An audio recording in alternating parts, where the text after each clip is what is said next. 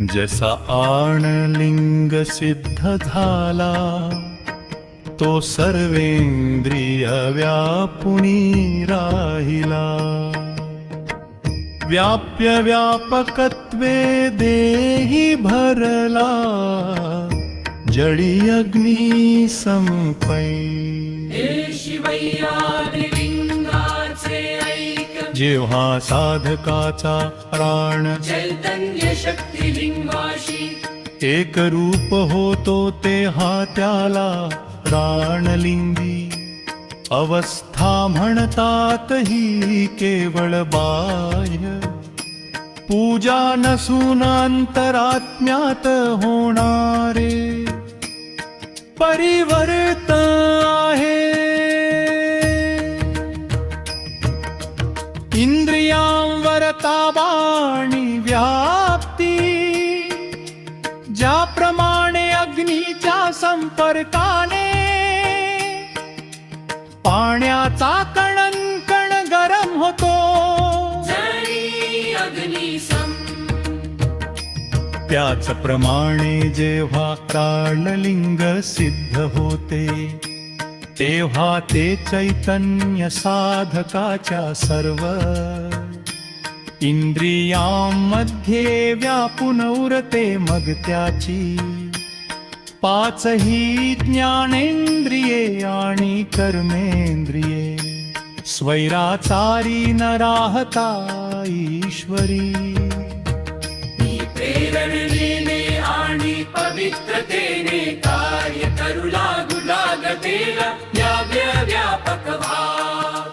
येथे व्याप्य म्हणजे शरीर, इंद्रिये आणि व्यापक म्हणजे ते चैतन्य ज्याप्रमाणे फुलात सुगंध सर्वत्र भरलेला असतो तसाच असतो.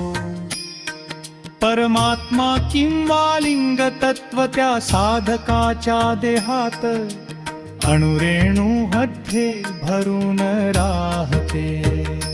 या अवस्थेचे महत्व अनुभूती ही अवस्था केवळ बुद्धीने समजण्याची नसून ती अनुभवाची आहे. जसे अग्नीने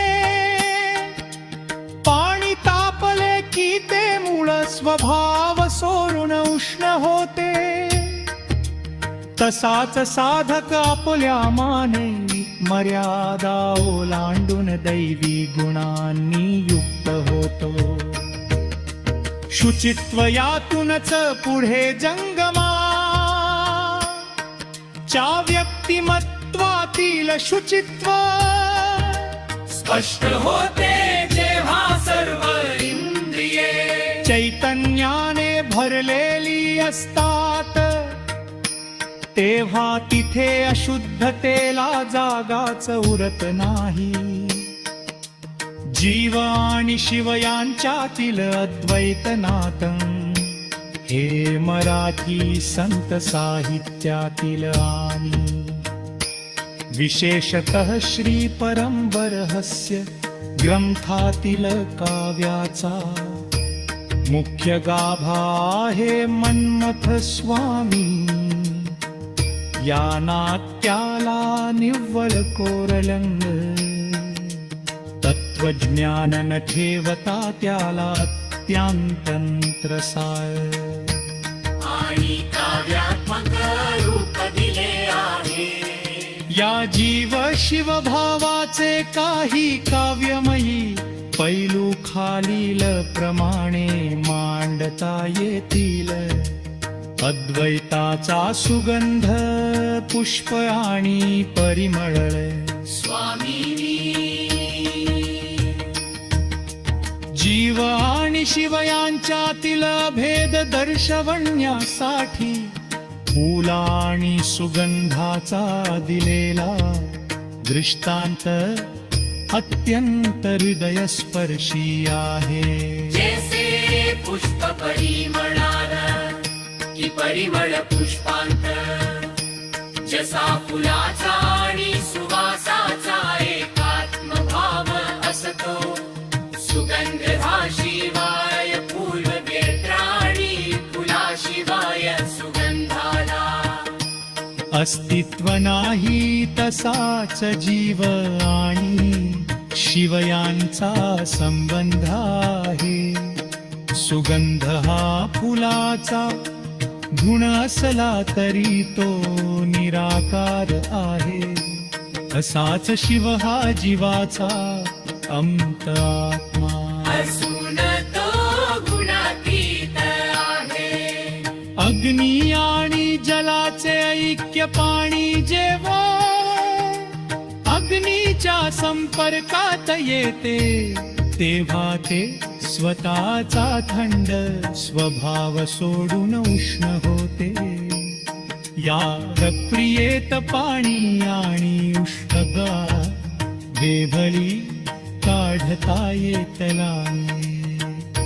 जयी अग्नी समपन साधक जीव हा शिव तत्वाच्या अग्नीच्या सानिध्यात येतो तेव्हा त्याचे अज्ञान वरून पडते आणि तो सभाच शिवमय होतो. येथे अग्नी हा शिव आहे आणि जल हा जीव आहे. अंशाचा अंशात्मक भाव ज्याप्रमाणे सूर्याचे प्रतिबिंब पाण्यात पडले तरी ते सूर्याचाच एक अंश असते. किंवा समुद्राची लाट ही समुद्रापेक्षा वेगळी नसते. तसाच जीव हा त्या परमात्म्याचाच एक अंश आहे. तो अंश होय माझाची. हा भाव जेव्हा काव्यात उतरतो तेव्हा मी पणाचा बंकाळ भरून परतो. माये पुरते ते पाळगे वर चैतन्य स्वामींच्या मते. माझी हा शिव बामती गय शंदापून व्यक्त होत नारे.